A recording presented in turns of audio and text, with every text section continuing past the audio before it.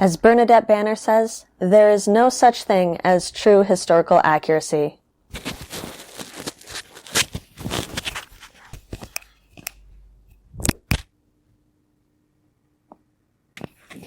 Doesn't really have the same feel.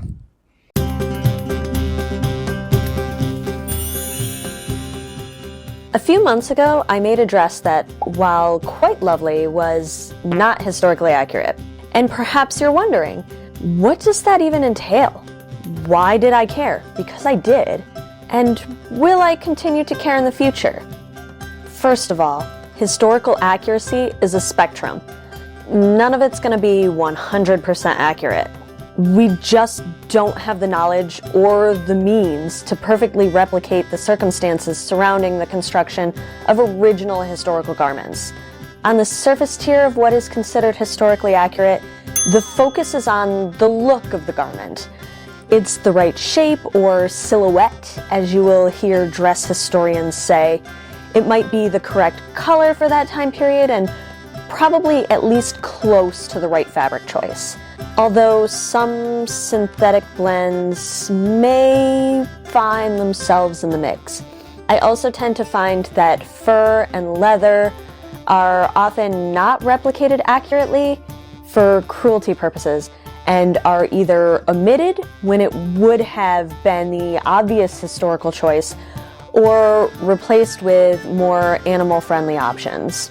Moving down the spectrum, you will find more changes in notions and details that may have been overlooked. Elastic goes out the window, holes are stitched rather than grommeted, and even the thread itself has changed to a natural blend. On the bottom of this grand scale of historical accuracy, you have the purists. These are the sewists that will complete the project by hand or using a period-accurate sewing machine. They will examine surviving garments similar to the one they are replicating to study the methods used in construction. They will live, eat, and breathe this project until they have the absolute closest thing to a period-accurate garment that they can create. There are those that even have their own loom for creating their own fabric. They are passionate, dedicated, and detail-oriented. These people should be feared. Kidding, kidding. In all reality, it is really cool to watch a project come together like that. But as far as the actual work involved, it just isn't my thing.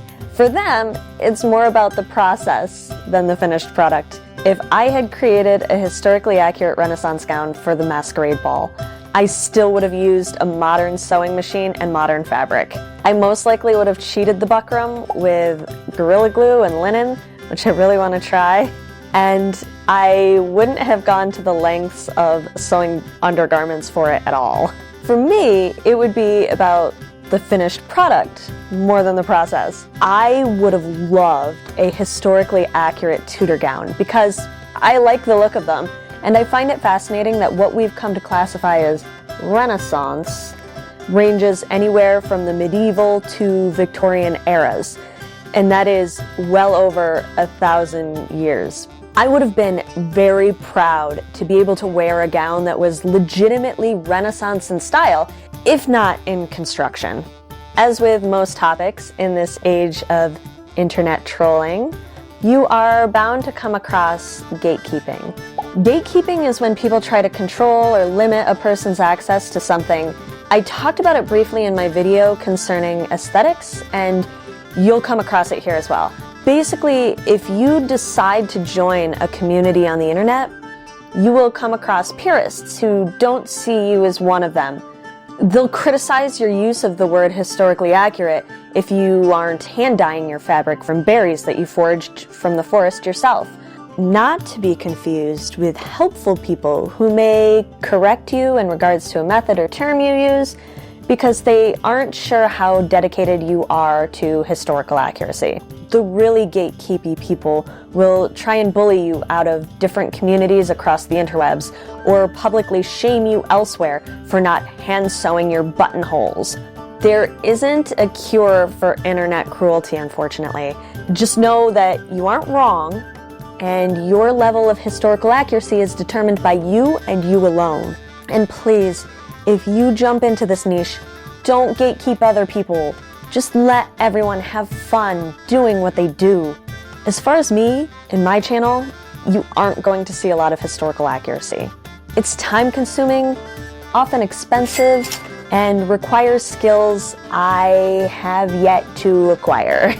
There are many fabrics, prints, tools, and notions that I enjoy far too much to give up in favor of historical accuracy. Like, can we talk about where I would be if I had to give up elastic? Exactly. And to be perfectly honest, I'm not all about replicating any one period in history. Many of my favorite aesthetics, while drawing inspiration from certain periods, don't necessarily fit into them flawlessly. I've been drawing my own designs of dresses I might like to create someday, and I don't really need the added stress of whether it is actually 18th century or if I need to change the neckline.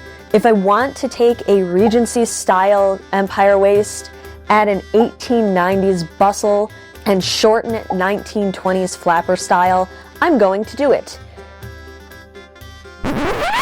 But don't do that.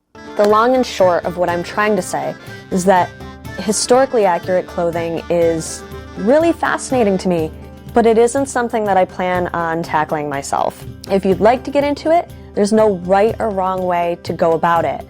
Jump in as much or as little as you like, and let others do the same.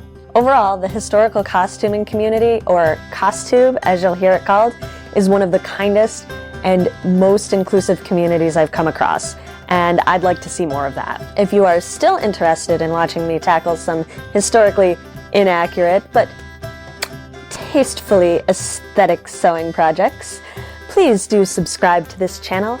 I appreciate all of you who have already subscribed, and all that have taken the time to like or comment. Until next time.